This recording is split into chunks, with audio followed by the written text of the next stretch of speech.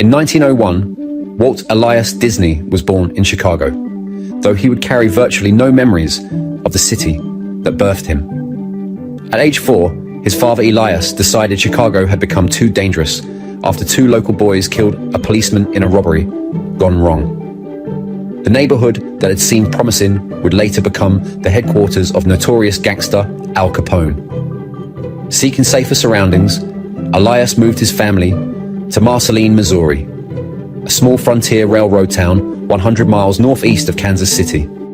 The Disneys came from a lineage of failed dreamers and schemers. Walt's grandfather, Keppel, had tried drilling for oil without success, then set out for California's goldfields, only to give up before arrival, finally settling for an unprofitable Kansas farm that remained difficult to manage until the very end.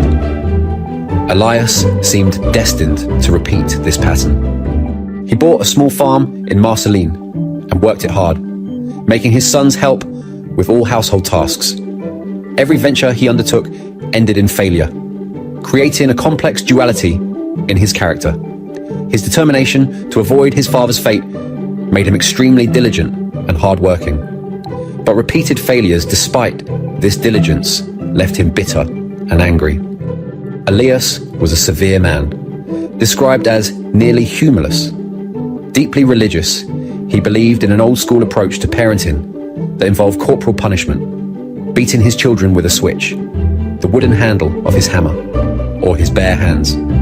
Though some accounts exaggerate this into tales of brutal beatings, the reality was harsh discipline rather than abuse. No black eyes or broken ribs, but never any outward affection either. Walt's mother Flora provided the counterbalance. She came from a long line of academics and school teachers, from a sort of upper-middle-class American family. Bright and possessed of a wonderful sense of humor, she was loving and affectionate towards her children. She would even sometimes stand up to Elias for the boys, intervening to prevent their punishment when he was angry. It was largely due to Flora's physical and emotional protection that Walt would remember Marceline as an idyllic place, almost a utopia. Roy Disney later said it was just heaven for us city kids, while Walt himself declared, "Everything connected with Marceline was a thrill for us after coming from crowded, smoky Chicago." Walt's wife later pointed out how remarkable this was, noting, "Marceline was the most important part of Walt's life.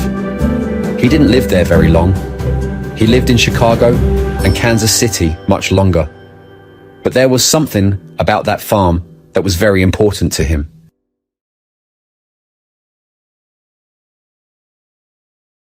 Marceline was, as Walt's wife noted, like a Disney movie itself, which was no coincidence. The place teemed with life.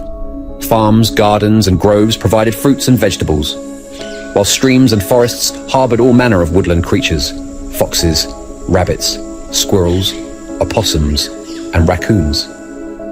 Walt delighted in the farm animals, often riding the pigs when driving them into their pen. He spent summers fishing for catfish in the creek and winters skating on its frozen surface. The sense of community ran deep.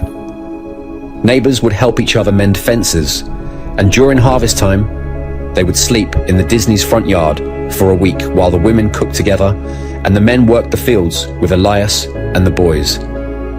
Extended family was always present. Aunts, uncles, and cousins lived nearby, while others would often visit, staying with the Disneys for weeks at a time. In Marceline, the seeds of Walt's future artistic vision were planted. His fascination with trains began here, where the railroad represented adventure, technology, and opportunity.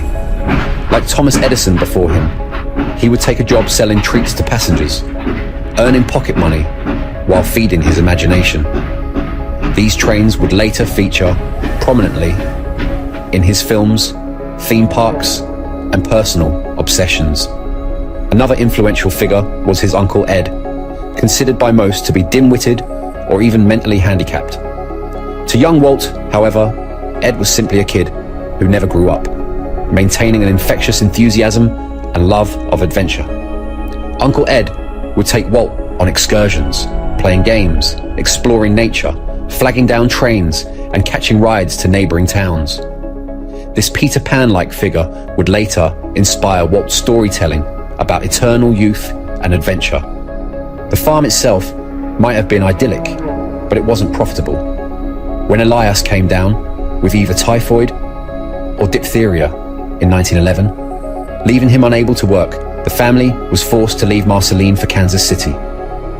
Walt was 9 years old, and life was about to become much harder. In Kansas City, Elias purchased a newspaper delivery route.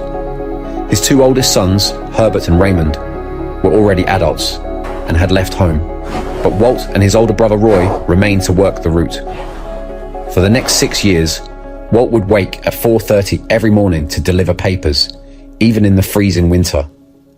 He would later tell stories of trudging through 5-foot snowdrifts to complete his rounds. Elias's meticulous nature turned even newspaper delivery into a demanding ordeal. While other delivery boys simply tossed papers onto porches, the Disney boys were required to place them inside storm doors, even when trudging through feet of fresh snow. This perfectionism would later echo in Walt's own obsessive attention to detail. At school, Walt proved an indifferent student. Exhausted from his pre-dawn paper route, he often slept through class.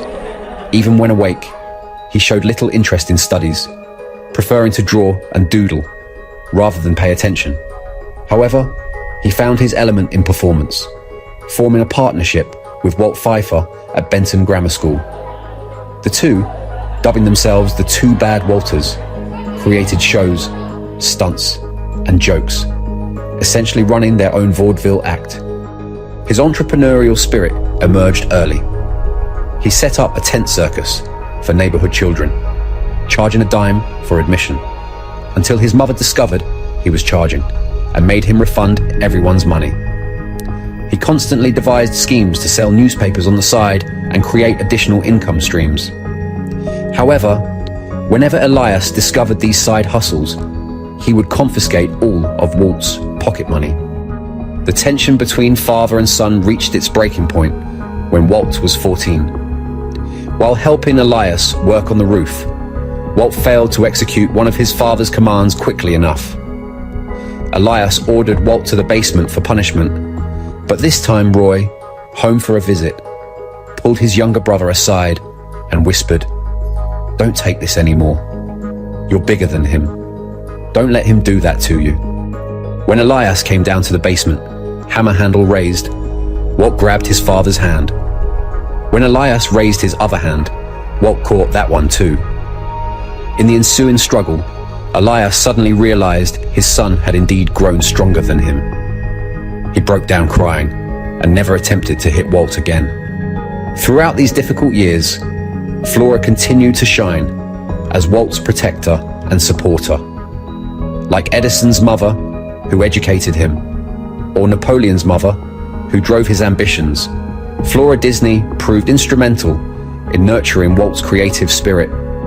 As biographer Neil Gabler wrote, "It was she who managed the money for Elias, made most of the children's clothes and sewed their quilts, cooked their meals and encouraged their reading, connived with the children, and always exercised restraint and an even temper. And it was Flora alone who could tease her husband and calm his raging storms, though she did so carefully without confronting or countermanding him." Walt's fascination with cartooning, which his father dismissed as impractical, began in his earliest childhood. In Kansas City, this interest evolved into an obsession. He was simply always drawing. He took Saturday courses at the Kansas City Art Institute and signed up for correspondence courses, the original distance education. Despite this dedication, Walt was never an exceptional cartoonist. He wasn't naturally gifted at drawing, but through extensive practice and sheer determination, he made himself into a decent artist. In 1917, Elias moved the family back to Chicago, where Walt attended high school. As the school paper's cartoonist, he focused on patriotic cartoons about World War I, continuing his pattern of being an indifferent student, but obsessed with drawing.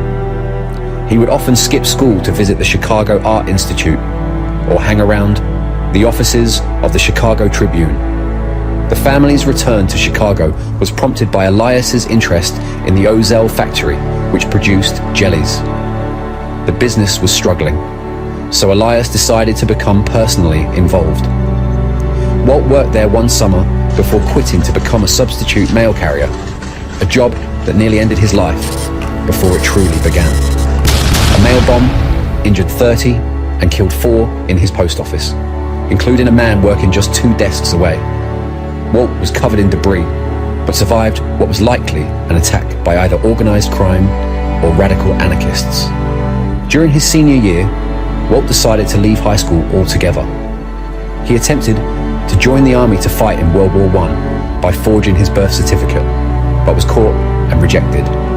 Eventually, he succeeded in forging papers to join the Red Cross as an ambulance driver. By the time he reached France, however, the war had ended. He spent his time doing menial labor and in every spare moment, drawing. He even got his work published in the army newspaper. In one of history's curious coincidences, Walt was stationed in the same ambulance corps as Ray Kroc, the future CEO who would transform McDonald's into a global empire.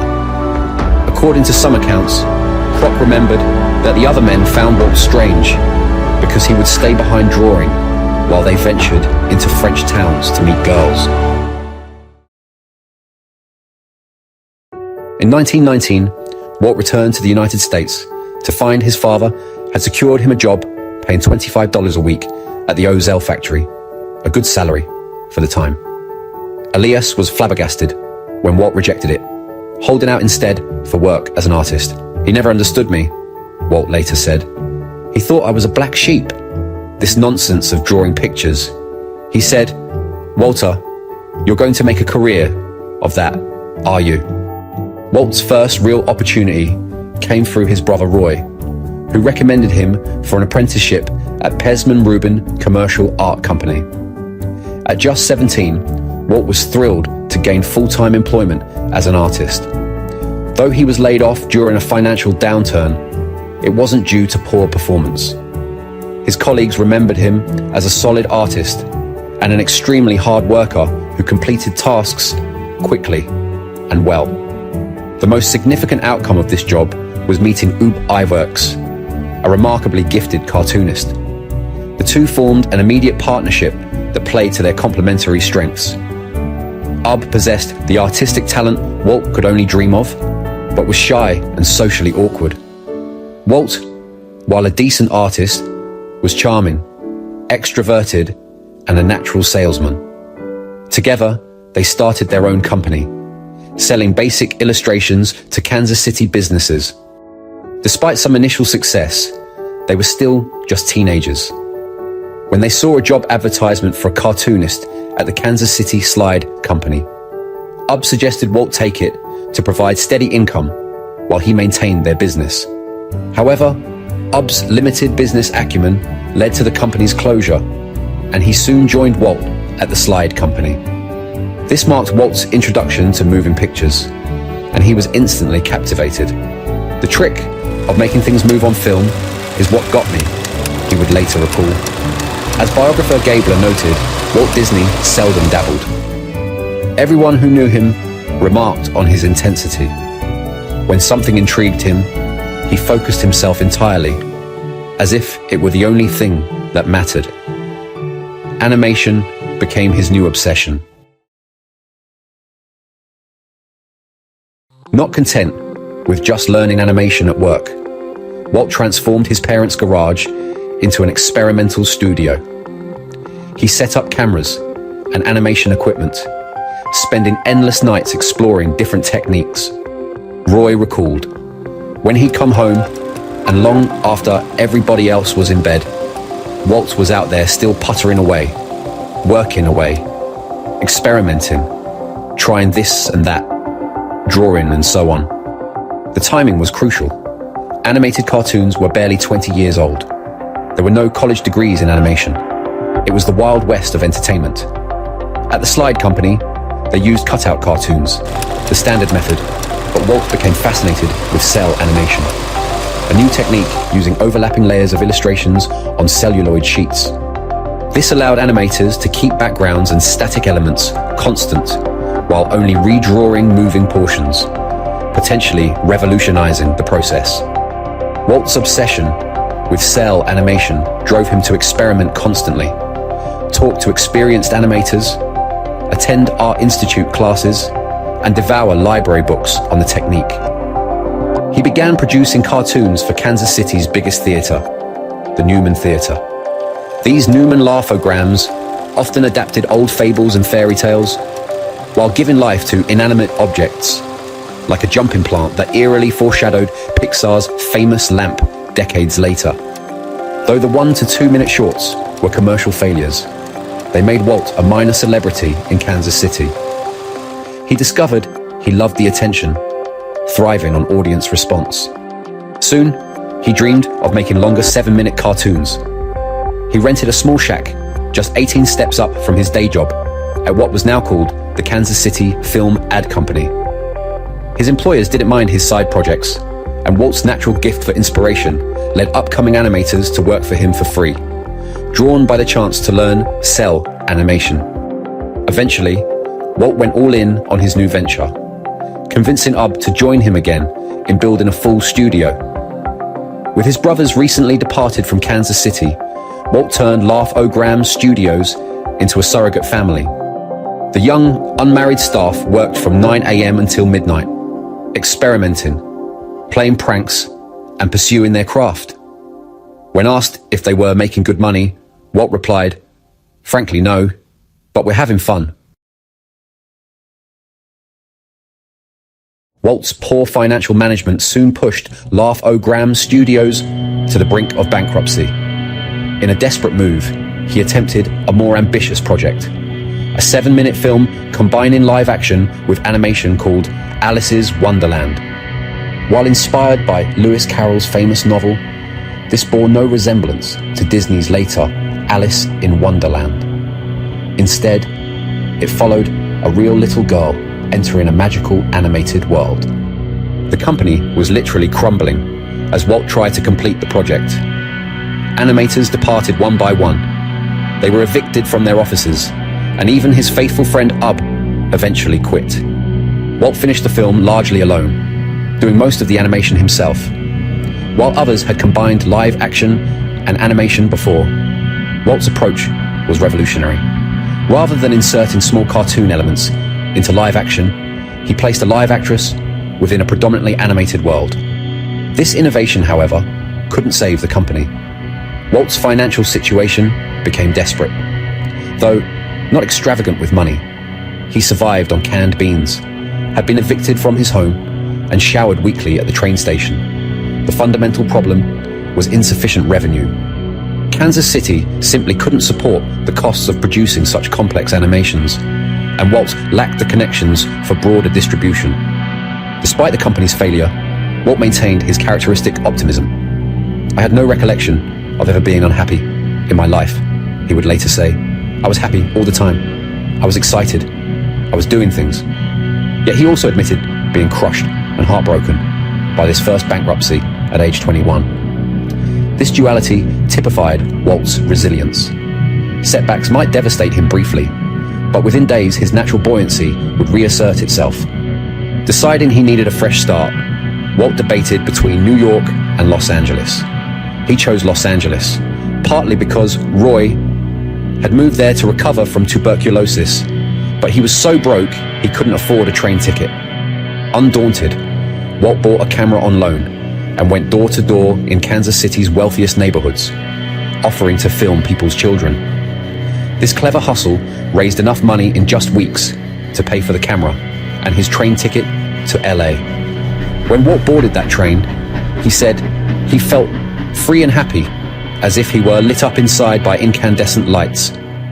The bankruptcy's bitterness had already faded before his irrepressible optimism and sense of possibility. Though recently burned by the animation industry, Walt initially considered switching to live-action films when he reached Los Angeles. These were the days before Hollywood's golden age, but Los Angeles was rapidly becoming the center of film production. Animation's heart still beat in New York, making LA an unexpected choice for someone hoping to continue in cartoons. Fate intervened when Walt secured a distribution deal for Alice's Wonderland with New York-based distributor Margaret Winkler.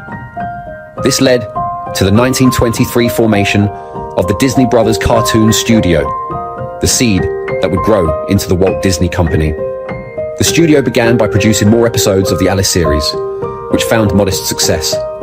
Walt brought his old friend Ub Iwerks west to join him and hired several ink artists, including Lillian Bounds, whom he married in 1925. The marriage proved happy and enduring, with Lillian providing steady companionship as they raised 3 children. However, trouble arose when Margaret Winkler married and handed operations to her husband, Charles Mintz. Walt and Mintz clashed immediately over creative control and money. Though they reached a financial agreement when Walt demanded better compensation for his increasingly successful shorts, the core conflict remained. Mintz believed his show business acumen and creative notes were key to their success, while Walt saw himself as the true creative genius. The New Deal actually increased financial pressure on Walt, who was trying to expand his studio and hire more animators to improve quality. The once playful atmosphere of the early Disney company gave way to stress and tension. 3 animators quit to start their own studio, and the situation seemed precarious until Walt developed a new series starring Oswald the Lucky Rabbit. Oswald was an immediate sensation. Other animators regarded him as the gold standard because, unlike most cartoon characters who merely served as vessels for gags, Oswald had a consistent personality that carried through from cartoon to cartoon. This success allowed Walt to pressure Mintz for better terms, expand his staff to 22 employees, and build a new home. Just as everything seemed perfect in 1928, Walt faced his greatest catastrophe yet. He traveled to New York to negotiate a new deal with Mintz, confident that Oswald's success gave him leverage. Mintz saw things differently.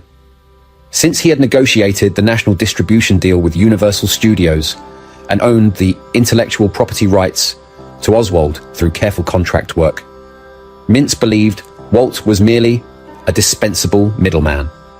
Disney's animators were doing the actual drawing. Walt himself had stopped actively animating, so Mintz saw him as nothing more than a subcontractor. Without Walt's knowledge, Mintz had secretly negotiated employment contracts directly with Disney's animators. When Walt discovered this betrayal, he called to verify and found it was true.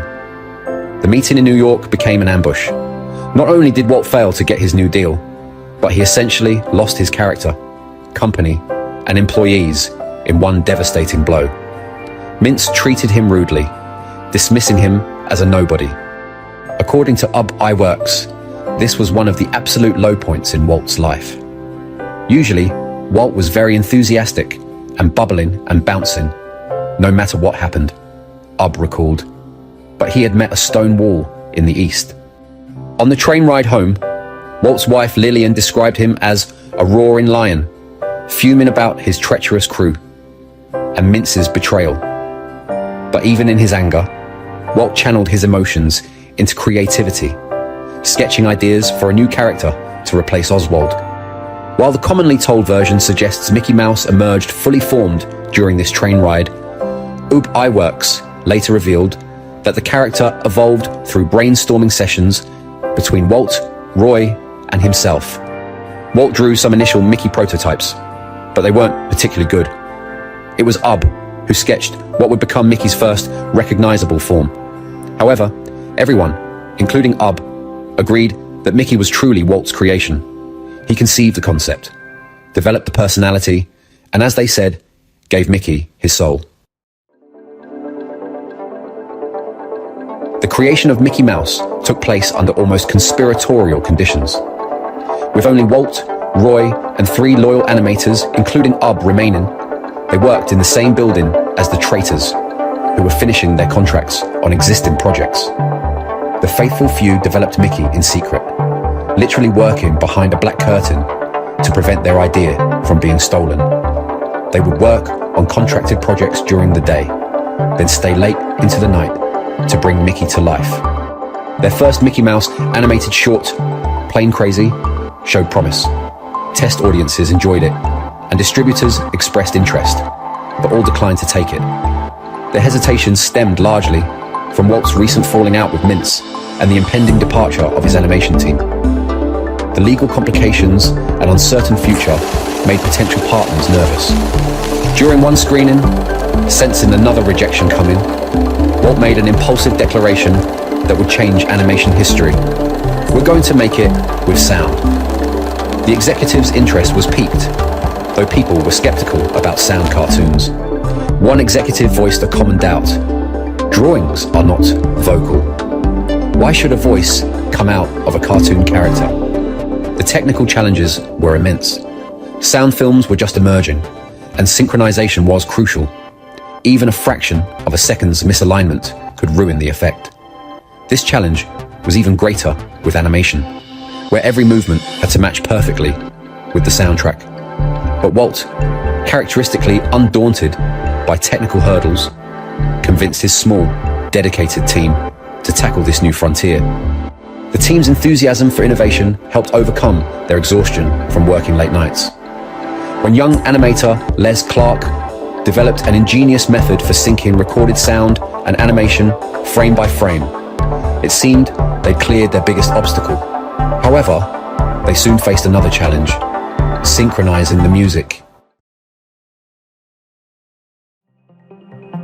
Walt traveled to New York, where a new executive, Pat Powers, had arranged for a symphony to record music for their new Mickey Mouse cartoon. The session was a disaster. The symphony couldn't maintain precise timing, wasting an entire afternoon of expensive recording time. The stakes were enormous. The entire company rode on the success of this sound cartoon, now titled Steamboat Willie. They were out of money, deep in debt, and had just wasted precious resources on unusable recordings. Walt's response was characteristic and immediate. He wired Roy to sell his car. The decision wasn't even difficult for him. Though the car sale didn't completely cover costs, Roy managed to secure additional emergency loans. For the second recording attempt, Walt himself, though not an engineer, devised the solution, synchronizing a clack on the audio recording with a bouncing ball on the film, allowing the symphony to maintain exact timing with the animation. When they screened Steamboat Willie for a live audience, the reaction was unprecedented. Ube Iwerks later said, "I never saw such a reaction in an audience in my life. The scheme worked perfectly. The sound itself gave the illusion of something emanating directly from the screen. The audience's enthusiasm led to multiple showings late into the night. When two animators, exhausted after months of work, stepped outside to chat, Walt stormed out and berated them. You're out here talking about babies, and we were in here making history." Pat Powers helped Disney secure a state-by-state distribution deal, and Steamboat Willie debuted as the first Mickey Mouse cartoon in theaters. It was an immediate sensation.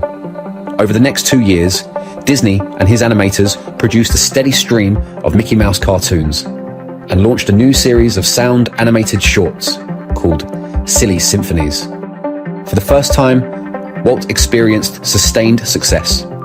Mickey Mouse became such a phenomenon that the Queen of England requested private screenings at Buckingham Palace. Theatres sometimes compiled the 7-minute shorts into feature-length shows, and audiences called ahead to confirm Mickey Mouse cartoons would be playing. Despite Mickey's phenomenal success, Walt and Roy weren't getting rich. Walt couldn't bring himself to accumulate wealth. Every cent earned went back into the company to create better animations. He hired more animators, made the animations more elaborate and lifelike, and adopted expensive new Technicolor cinematography for color cartoons.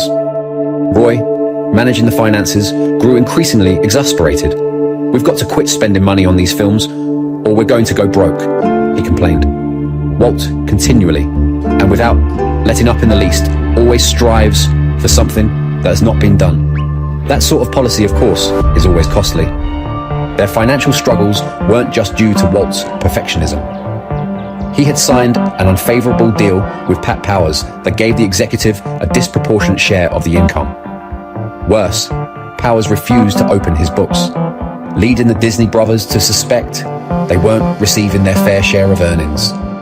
The situation came to a head in a scene eerily reminiscent of the Mintz betrayal.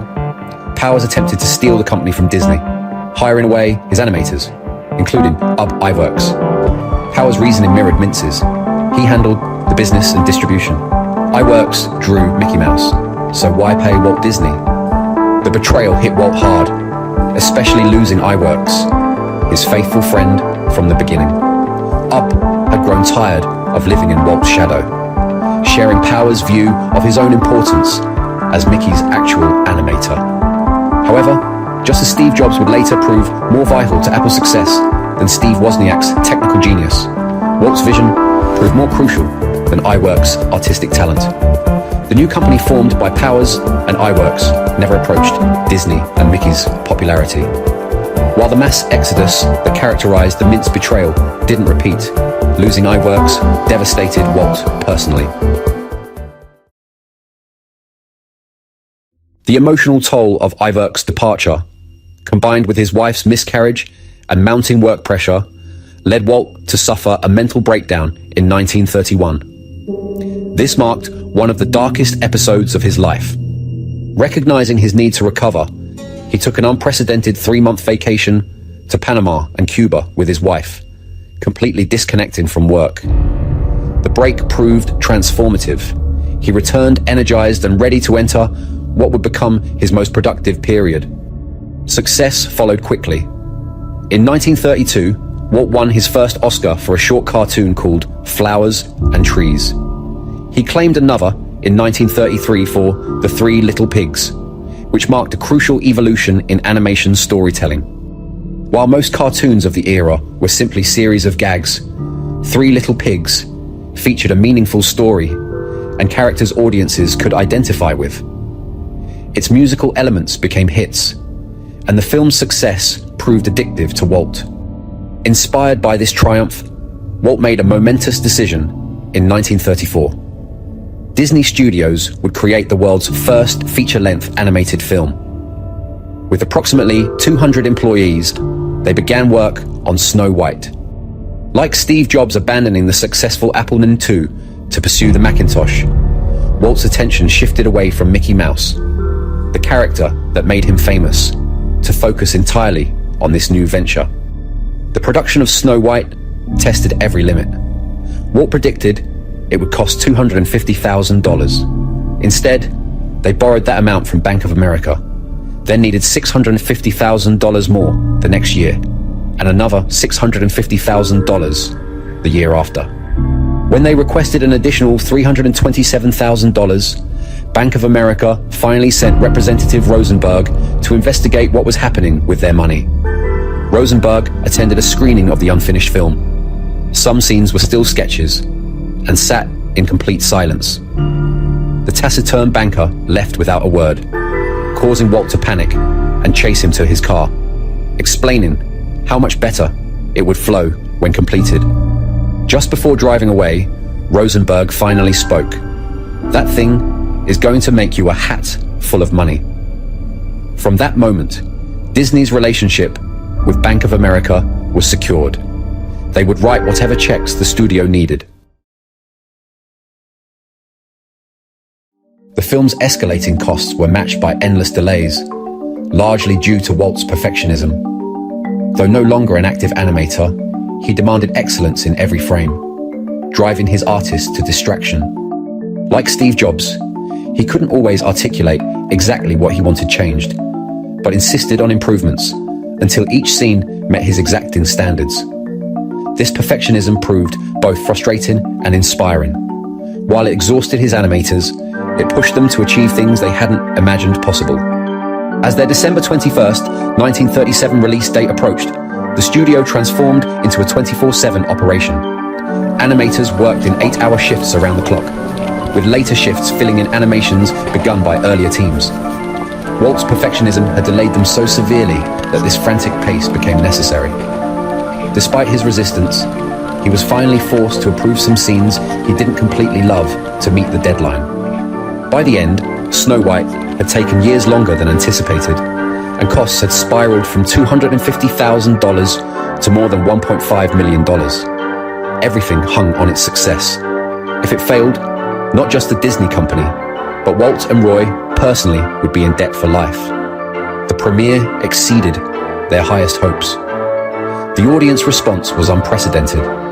They broke into spontaneous applause multiple times throughout the film, even during scenes where nothing spectacular was happening.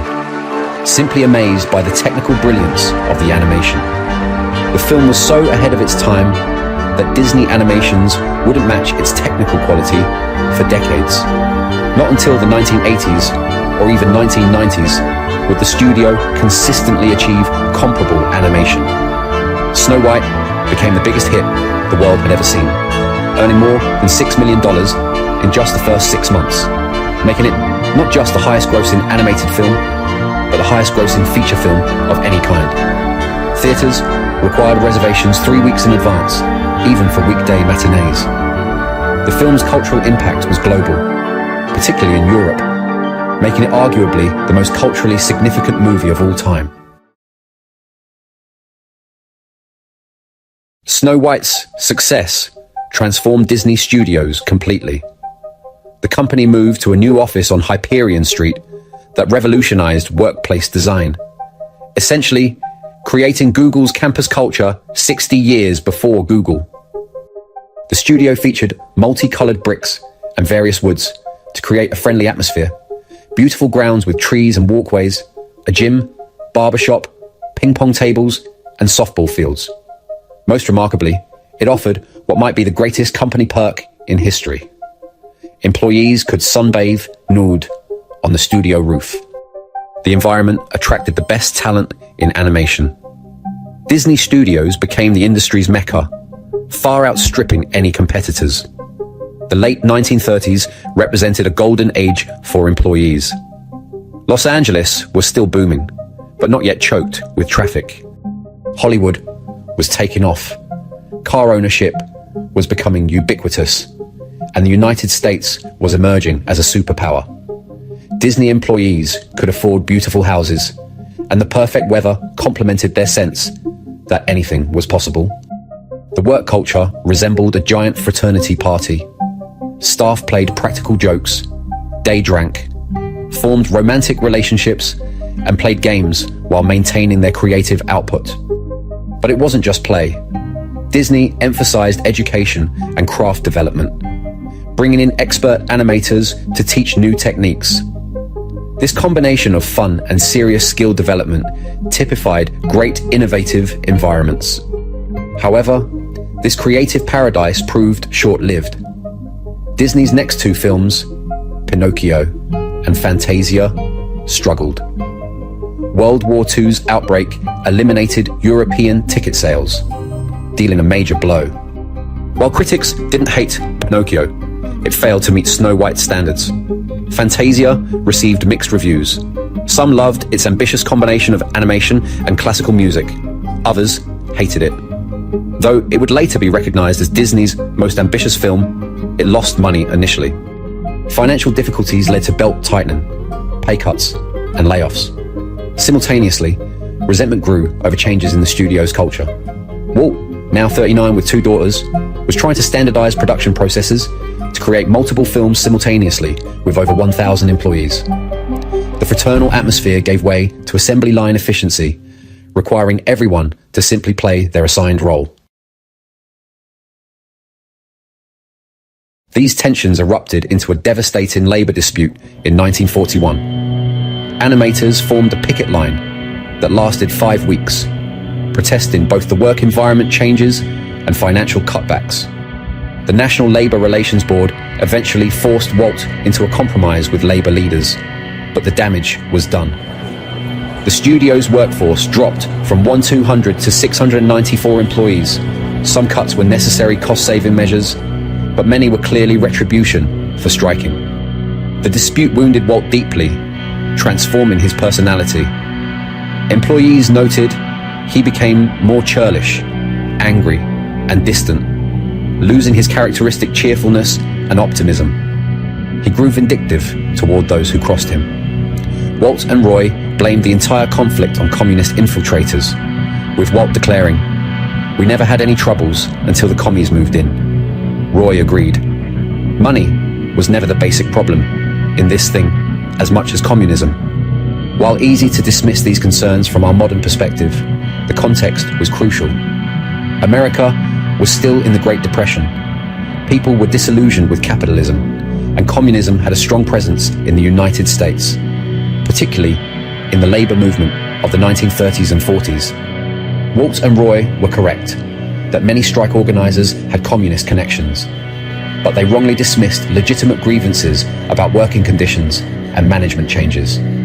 The studio managed to complete Dumbo and Bambi in 1941 and 1942 respectively, but Walt's passion for animation had been severely dampened. For the rest of the 1940s, he shifted focus to World War II related projects, producing educational and propaganda films for the US military. For the first time in his life, Walt developed outside interests, playing polo, attending social events, and generally disengaging from the company's creative process. The studio did continue work on one feature film throughout the 1940s, Cinderella. Ironically, Walt's reduced involvement didn't hurt its success. The 1950 release became the studio's first major hit in years, effectively saving the company financially. The studio's subsequent films, Alice in Wonderland, Peter Pan, and live-action features like Robin Hood and His Merry Men and Treasure Island all performed well. The studio's success, without his deep involvement, had a strange effect on Walt. While Disney Studios remained profitable, it was no longer the cutting-edge innovator of the industry. Warner Brothers' Looney Tunes was ascending, but Walt couldn't muster the enthusiasm to re-engage with animation. Instead, he developed what seemed to many a bizarre obsession: model trains. This wasn't just a casual hobby. In 1948, Walt sold his house specifically to buy a new one, where he could build a miniature train track in his backyard. The train was knee-high, just large enough for Walt to ride around the yard. He converted a shed into a toy train factory, complete with a lathe and drill. His passion expanded from trains to building entire miniature towns around his train stations. The obsession soon infiltrated Disney Studios. Walt commandeered an entire wing to experiment with building toy trains and increasingly elaborate miniature villages. He put people on the payroll specifically to help design and construct these little towns, complete with wind-up toys and mechanical innovations to make the villages come to life. They featured furniture, boats, fake lakes, and entire warehouses of miniature scenes with trains running throughout. Studio executives grew concerned about Walt's mental state, but tried to keep his expensive hobby quiet. While they didn't completely hide it, they certainly didn't advertise that their leader was spending vast sums on what appeared to be an elaborate toy collection. However, Walt's seemingly pointless hobby was actually gestating something revolutionary. He began calling his main village Disneylandia, soon shortened to Disneyland. What started as an idea for a 7-acre park grew into a vision for an entire city. This wasn't just another amusement park with roller coasters and games. Walt envisioned the world's first theme park, an immersive experience that would transport visitors into a different world. Most people couldn't grasp Walt's vision when he described it. To understand their confusion, consider the era. In 1950, many of Walt's contemporaries were old enough to have fought in World War I. Their parents had grown up without cars, using horse and carriage. Yet here was Walt describing a fake town with canals, boats, submarines, and mock spaceships. Concepts that seemed utterly fantastical to people who'd spent their early years using trolleys. Walt's response was characteristic. He simply ignored anyone who who couldn't understand his vision. After years of seeming unfocused and unmotivated, his passion roared back to life. He became obsessed with Disneyland, working day and night, completely convinced of its potential despite others' skepticism. Even his closest allies struggled to understand. His brother Roy admitted, "I don't see it clearly yet, but I do think the idea should be considered and studied on its merits. The whole idea to me has great possibilities. In other words, I don't really understand what you're talking about, but it sounds promising, and I trust you, Walt." Walt's approach was forceful and direct. He once walked onto the animation floor, grabbed an animator, and declared, "I want you to work on Disneyland, and you're going to like it." This became his attitude throughout the 1950s. Anybody who couldn't get on board needed to get out of the way. In 1951, Walt returned to his proven formula, assembling a small team of committed geniuses and visionaries to work closely together with maniacal focus. He later reflected, "Damn it, I love it here. It's just like the studio used to be in the years when we were always working on something new." This was the key to Walt's passion. He needed to be constantly innovating, pushing boundaries, creating something unprecedented. Walt secured funding for Disneyland through an innovative deal with ABC Television for a show appropriately titled Disneyland. Though television was in its early days and no one really knew what they were doing, the show became a massive success, generating the capital needed for the park's construction. The park would consist of 5 distinct areas: Main Street USA, Adventureland, Frontierland, Fantasyland, and Tomorrowland. When Walt consulted amusement park experts, they unanimously advised against the project. The industry had peaked decades earlier and was in decline. But Walt remained convinced his concept was different and pressed ahead. Ground broke on Disneyland on July 12, 1954. Walt set an ambitious 1-year deadline for completion, remarkably brief compared to the 5 years spent on Snow White. While he actually met this timeline, the budget was another story. The original estimate of $5 million ballooned to $17 million, more than triple the initial projection. Walt's perfectionism drove much of the cost increase. When a contractor suggested using cut glass instead of stained glass to save money, Walt responded, "The thing that is going to make Disneyland unique and different is the detail. If we lose the detail, we lose it all." In another instance, when executive Mark Davis presented 2 versions of an attraction, expensive and inexpensive, Walt put his hand on Mark's shoulder and declared, "Mark, you and I do not worry about whether anything is cheap or expensive. We only worry if it's good." Opening day, July the 17th, 1955, was somewhat chaotic.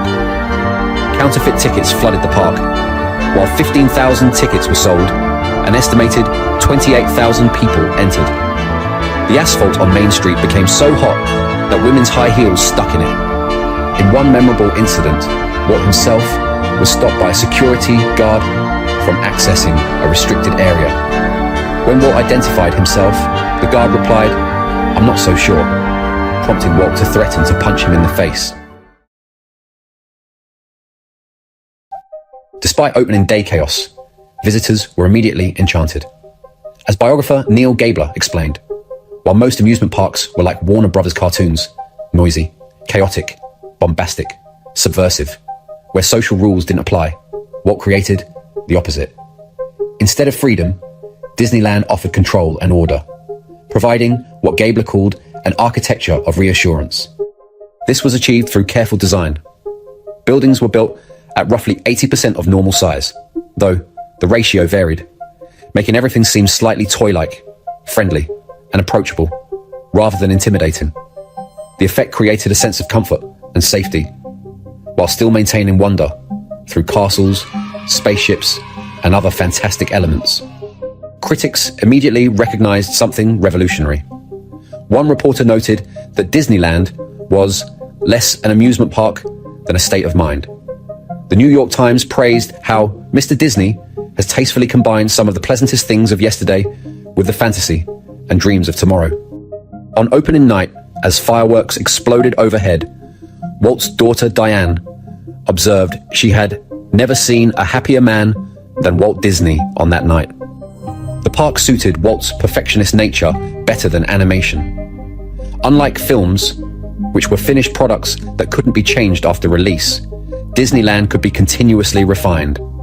Every day brought new guests, experiencing it for the first time, allowing Walt to endlessly tweak and improve the experience.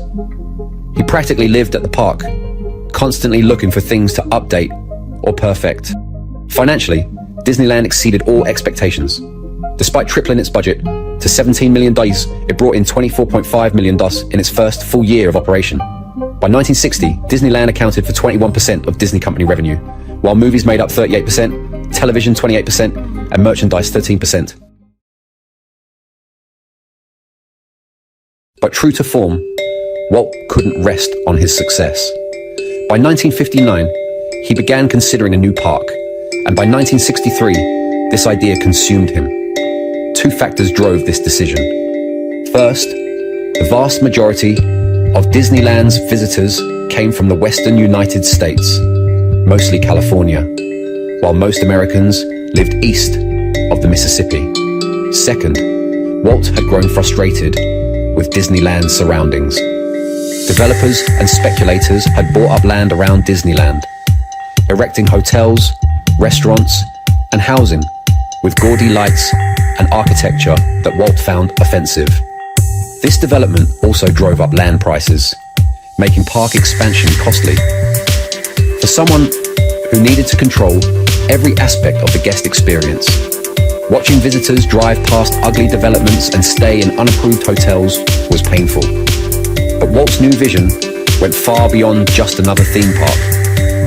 He wanted to create an actual city where people lived, worked, and raised families. It would feature a monorail, underground streets, and a giant dome to keep out rain. Automatic trash disposal would eliminate noisy garbage trucks. Skyscrapers, homes, schools, and theaters would create a complete, self-contained city. Every detail perfect and futuristic, all designed under Walt's supervision. This dream of building a utopian city placed Walt in interesting company. Throughout history, great leaders had similar aspirations. Alexander the Great with Alexandria, Peter the Great with St. Petersburg, Charlemagne with Aachen, and later, Steve Jobs with his Apple campus. There seemed to be something in the nature of visionaries that drove them to design ideal cities. To realize this vision, Walt needed vast amounts of land acquired secretly to prevent speculation. He hired former OSS agents, World War II predecessors to the CIA, to quietly purchase property in central Florida. They acquired an area twice the size of Manhattan, enough room for both a theme park and Walt's planned city. Tragically, Walt's vision for his city of tomorrow would never materialize. On December 15th, 1965, at age 65, Walt Disney died of lung cancer. His lifelong habit of chain smoking had finally caught up with him, though his health had been declining for several years. With his death, the dream of a futuristic city died too.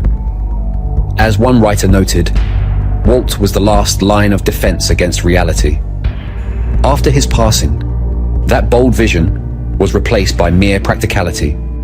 The project that emerged, Walt Disney World, would become enormously successful, but it was a far cry from Walt's original conception. The city of tomorrow was simply too ambitious, too magical, too visionary for anyone else to carry forward. It needed Walt's unique combination of imagination and iron will to push such an audacious project into reality. Walt's life demonstrated the power of vision above all else. He wasn't the world's greatest animator, director, businessman, negotiator, or public speaker. While good at many things, he wasn't truly exceptional at any specific skill. What made him extraordinary was his absolute commitment to a vision that others couldn't see, and his insistence on making that vision real in every detail.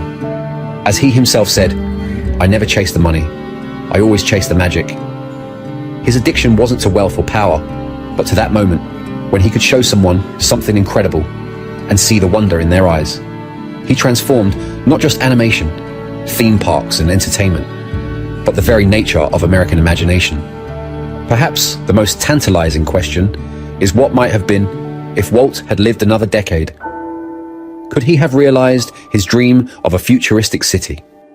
Given his track record of achieving the impossible, from creating the first successful sound cartoon, to producing the first feature-length animation, to building the world's first theme park, it seems unwise to bet against him. Like all his previous ventures, the city of tomorrow seemed impossibly ambitious, until Walt Disney decided to make it real.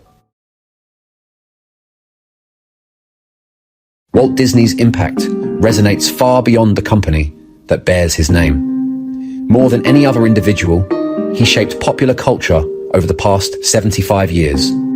Even properties later acquired by Disney, Pixar, Marvel, Star Wars, follow the storytelling conventions and business models he established.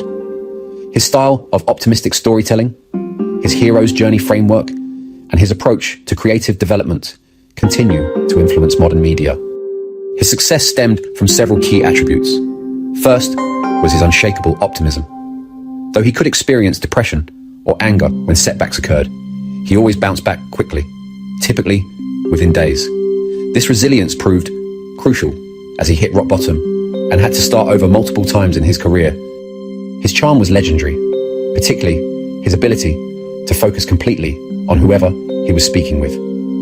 Like other charismatic figures from Steve Jobs to Napoleon, Bill Clinton, and even Saddam Hussein, Walt had the ability to make people feel like they were the only person in the room. When speaking to someone, he would lock his entire attention on them with an intense stare, a technique that proved remarkably effective at commanding attention and inspiring loyalty. His capacity for obsession was another key to his success. Whether mastering cartooning basics, learning cell animation, or perfecting theme park details, Walt could focus his entire energy on one task or skill with unprecedented intensity. As his brother Roy noted regarding the theme parks, Walt continually and without letting up in the least always strives for something that has not been done. Most importantly, he was willing to risk everything repeatedly for his visions. Unlike many successful people who become protective of their achievements, Walt repeatedly put it all on black, to use a gambling metaphor. Like other transformative figures, Steve Jobs being fired from Apple, Napoleon exiled to Elba, Edison watching his factory burn, Walt understood that reaching the highest levels often required risking everything. His perfectionism shaped not just his creations, but entire industries. The now common obsession with detail in theme parks traced directly to Walt's insistence that if we lose the detail, we lose it all. His belief that we only worry if it's good, rather than cheap or expensive set standards for quality that transformed entertainment. Like Steve Jobs decades later, Walt possessed an almost preternatural ability to see where the future was heading. He recognized the potential of sound in animation when others claimed drawings are not vocal. He understood television's power while other movie studios feared it. He saw theme parks' potential when experts insisted the industry was dying. Most remarkably, he envisioned immersive entertainment experiences decades before virtual reality made such concepts common. His leadership style was equally influential. Though not a great animator himself, he played the orchestra, as he put it, conducting talented individuals to create something greater than the sum of their parts. This proved more valuable than technical skill, as demonstrated when Iwerks, the superior artist, failed to match Disney's success after their split. Walt's story also demonstrates the importance of partnership. Roy Disney's practical business sense balanced Walt's creative ambitions. Their complementary skills, Roy's financial acumen, and Walt's creative vision created a more powerful combination than either could have achieved alone. Similarly, early creative partners like Iwerks provided crucial technical skills while Walt supplied the vision and drive. The dualities in Walt's character, optimist and perfectionist, visionary and pragmatist, showman and engineer, made him uniquely suited to build an entertainment empire. His ability to balance commercial success with creative innovation set patterns that technology and entertainment companies still follow today. Most importantly, he never lost his capacity for childlike wonder and enthusiasm for new projects. Even in his final years, while building an entertainment empire and battling health issues, he could still become excited about miniature trains and futuristic cities. This enthusiasm, combined with his relentless drive for perfection, created magic that continues to enchant audiences worldwide. In many ways, Walt Disney created the modern world of entertainment. His innovations weren't just creative, but structural. He pioneered vertical integration in media, controlling production, distribution, and merchandising, created the modern entertainment franchise model, and demonstrated how storytelling could transcend any single medium to create immersive experiences. The company he built has become even more dominant than he might have imagined. Through acquisitions of Pixar, Marvel, Star Wars, and 21st Century Fox, Disney now controls an unprecedented share of global popular culture. Yet every property they acquire ends up following Walt's fundamental principles: optimistic storytelling, attention to detail, and an emphasis on universal human experiences. What makes Walt's story particularly instructive is that his success didn't stem from any singular exceptional talent.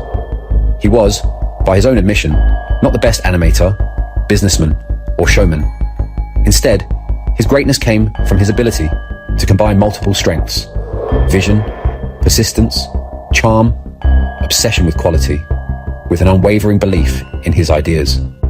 When people couldn't understand his vision for Disneyland, he simply ignored them and pressed ahead. When experts said certain things were impossible, he pushed until they became possible. Perhaps most remarkably, Walt never became trapped by his successes. He abandoned Mickey Mouse at its height to pursue feature animation. He left animation's cutting edge to build theme parks. Even after Disneyland's success, he dreamed of building an entire city. Each new venture seemed more ambitious and unlikely than the last. Yet his track record of achieving the impossible made even his most outlandish dreams seem plausible. Had he lived longer, would his city of tomorrow have revolutionized urban living the way his other innovations transformed entertainment? Given his history of proving skeptics wrong, it seems possible. The world lost more than just a great entertainer when Walt Disney died.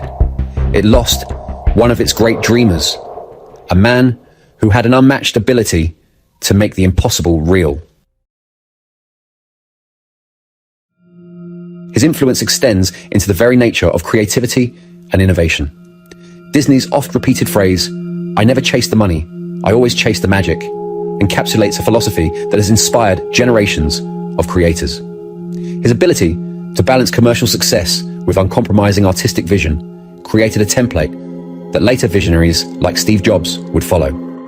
The parallels between Disney and Jobs are particularly striking. Both were obsessed with perfect detail while maintaining a grand vision. Not technically the best in any single area, but excellent at conducting the orchestra. Willing to abandon successful products to chase new innovations, famously difficult perfectionists who drove their teams to achieve the impossible. Masterful at creating anticipation and wonder. Ultimately interested in building utopian environments. Disneyland and Apple Campus. What made Disney uniquely powerful was his addiction, not to wealth or power, but to creating wonder in others' eyes. Every decision, from insisting on stained glass instead of cut glass in Disneyland, to pushing his animators to achieve ever higher standards, served this fundamental drive to create magic. His story carries a crucial lesson for ambitious people. Reaching the highest levels often requires risking everything multiple times. Disney repeatedly went all in on new ventures that seemed impossible. Sound cartoons, feature animation, theme parks, risking bankruptcy and ridicule each time. This willingness to risk everything combined with his obsessive attention to detail and unshakable optimism, allowed him to repeatedly achieve the impossible. Most importantly, Walt Disney proved that the ability to see what others can't, and the determination to make that vision real, trumps any specific technical skill. His greatest talent wasn't animation, or storytelling, or business, but the ability to imagine things that didn't exist, and then assemble the talent and resources to create them. In doing so, he didn't just build an entertainment empire, he fundamentally changed how humans experience stories and imagine possibilities. The world we live in, where entertainment is immersive and stories transcend any single medium, is Walt Disney's world. We're all still living in it, following paths he charted decades ago.